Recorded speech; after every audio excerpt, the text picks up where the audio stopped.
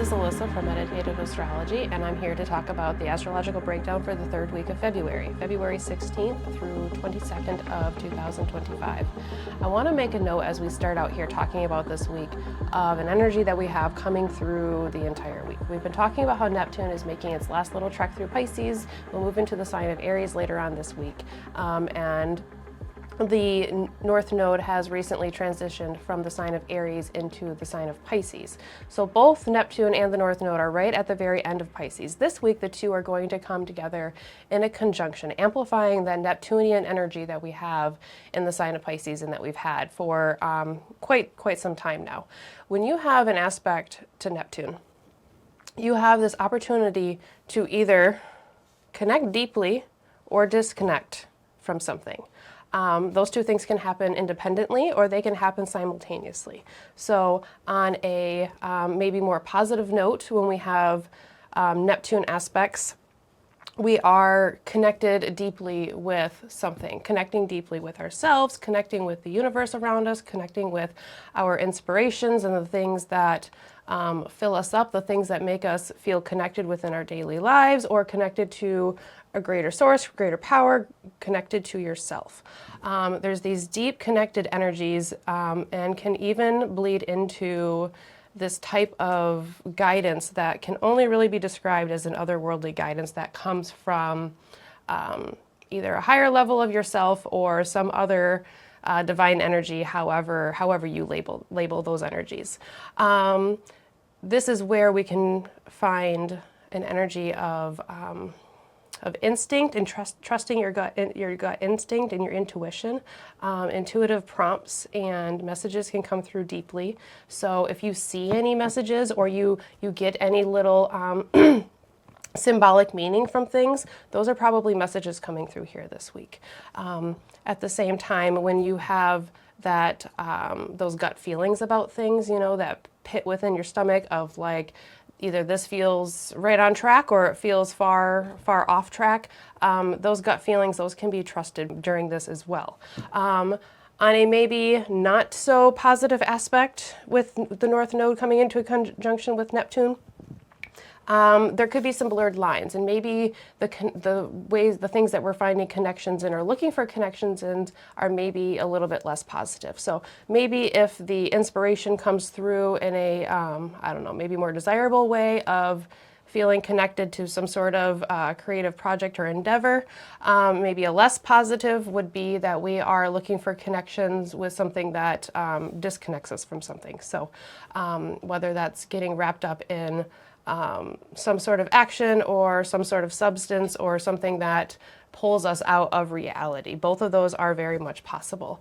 And just the overall tone of trying to connect with our path. The North Node has a tone of where we're going, what we're being pulled towards, what we're moving towards, where the focus is going. And the South Node has a tone of letting go, releasing where we've been, where we've come from.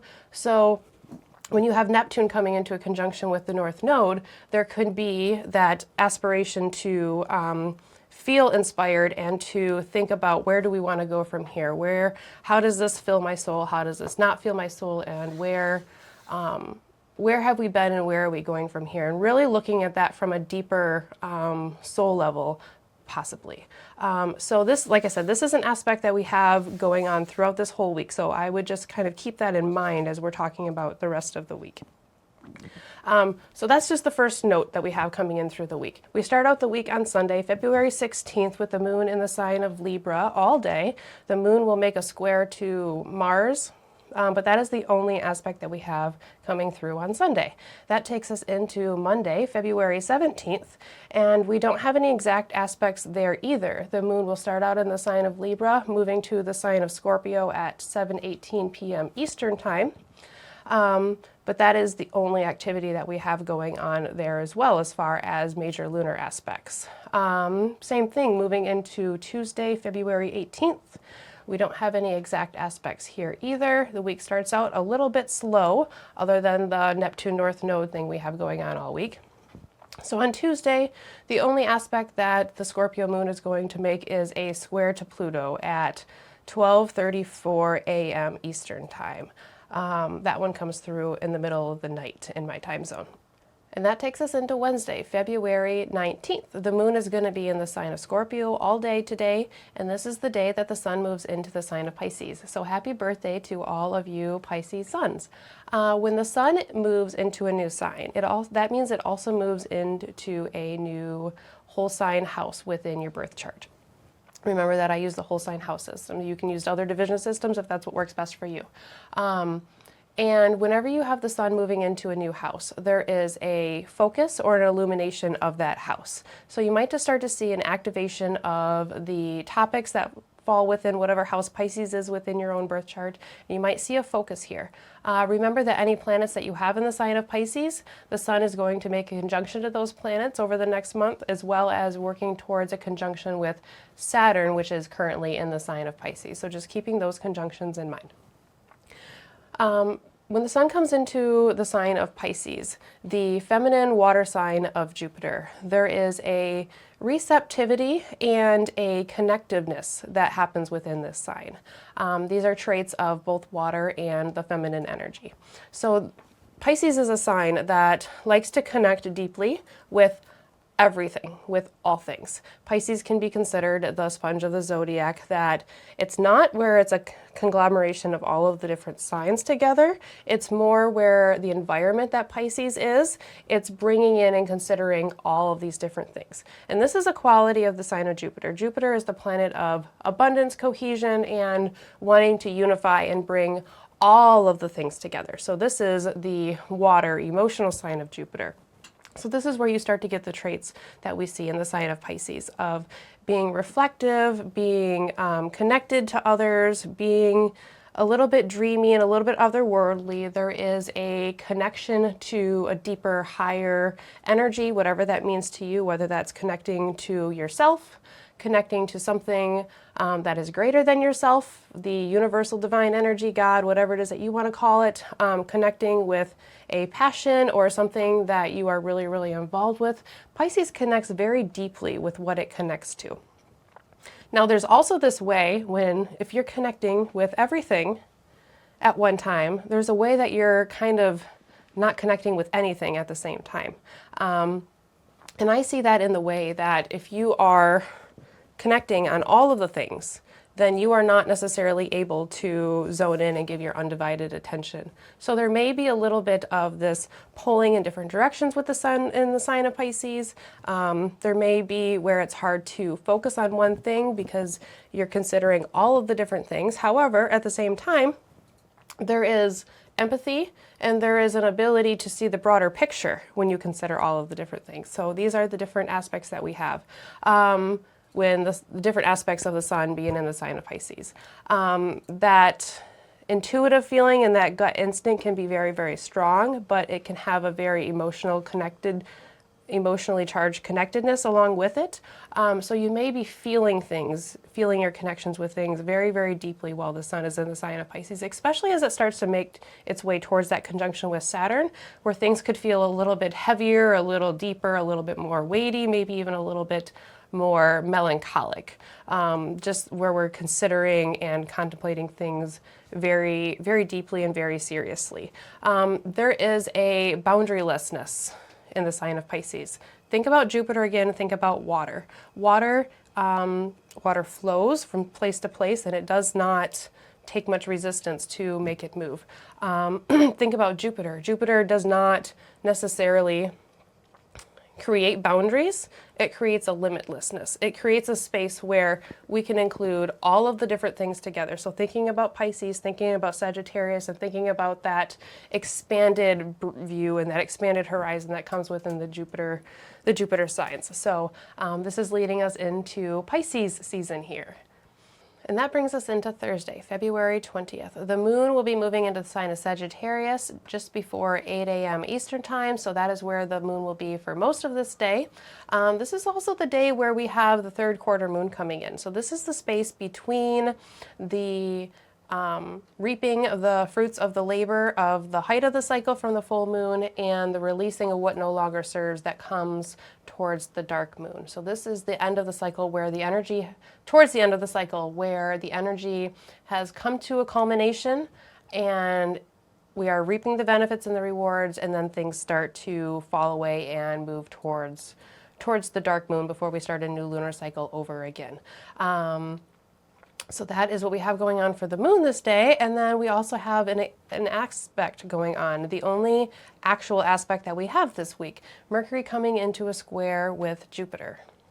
Mercury is squaring Jupiter this day, and this is a square between the planet Mercury, our mind, thoughts, communications, perceptions, and Jupiter, the planet of abundance, expansion, and knowledge and information. Making note once more that Jupiter is in the sign of Gemini, which is Mercury's home sign. So there is a affinity and there is a connection between these two planets amongst the square.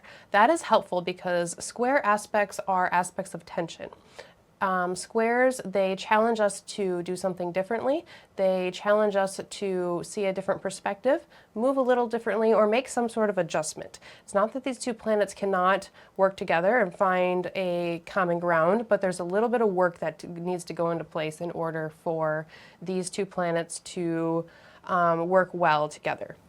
So when you have Mercury squaring Jupiter, I wonder about communication differences.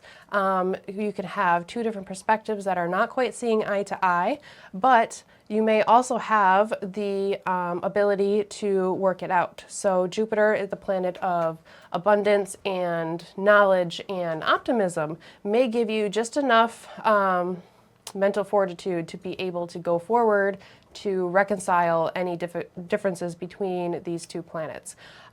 Thinking of ideas and ideals. What works and what should work? What does work and what does not work? Looking at different processes and the way that they either work cohesively together or do not work out well together.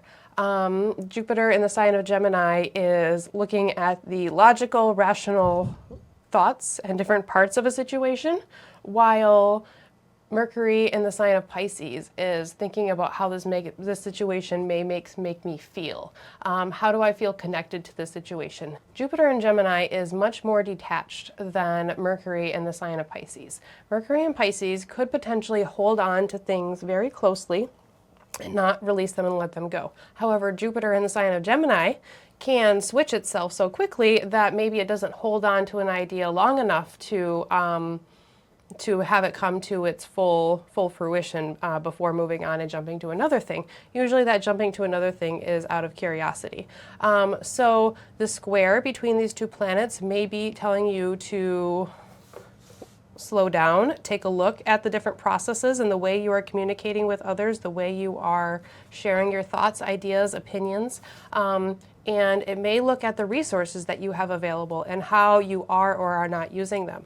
Maybe there is something that you have at your disposal that you are not quite using as well as using it the way that you could potentially use it.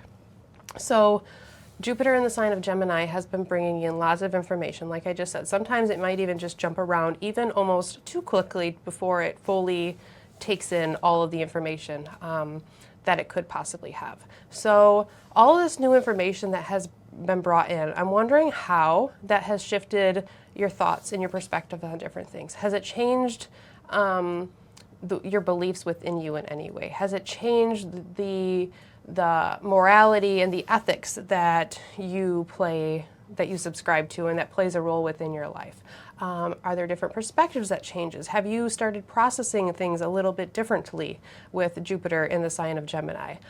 Mercury in the sign of Pisces may challenge you or prompt you to look at these different things and consider and contemplate the way communication has been happening within your life. That could be between you and another person, that could be between you and yourself, or you and any other outlet that you have as far as communicating with others. And I'm wondering what questions within all of this, what questions is Mercury asking of Jupiter in the sign of Gemini? Mercury is in the superior position for this aspect. So what that is telling us is that Mercury has the upper hand. Mercury likes to ask questions. It's curious. It rules Gemini. So if Mercury wants to ask what's next, or how does this make you feel, or where have we been, Jupiter in Gemini is answering with the logical thoughts. So within this square, you have both the emotional mind and the logical mind trying to come together, and those two things don't necessarily come together easily. That's where you get this square tension. So it's up to us to find a way to meld through that tension and bring the two planets together. And that brings us into Friday, February 21st. The moon will be in Sagittarius all day this day, making a couple aspects. So there's an opposition to Jupiter, there's a square to Mercury, and a square to Saturn.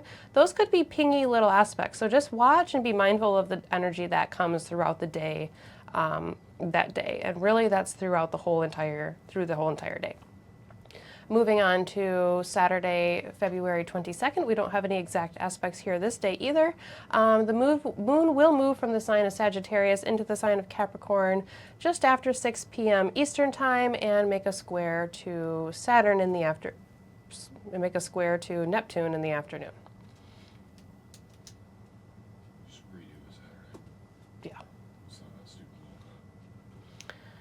And that brings us into Saturday, February 22nd. We don't have any exact aspects coming through this day either. We will have the moon moving from the sign of Sagittarius to Capricorn just after 6 p.m. Eastern Time, and the moon will make a square to Neptune before transitioning signs in the afternoon.